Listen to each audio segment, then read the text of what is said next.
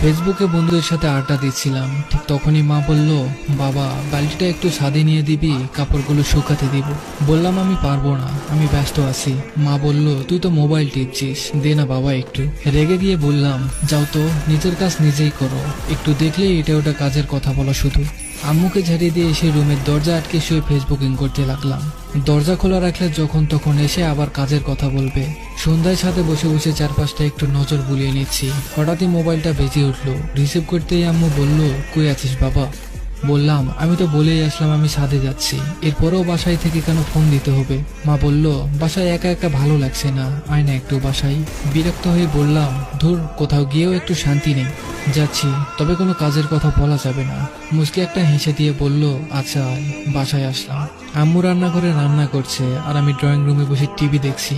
একটু পরেই আবার আম্মু রান্নাঘর থেকে আমার কাছে আসলো আর বলল,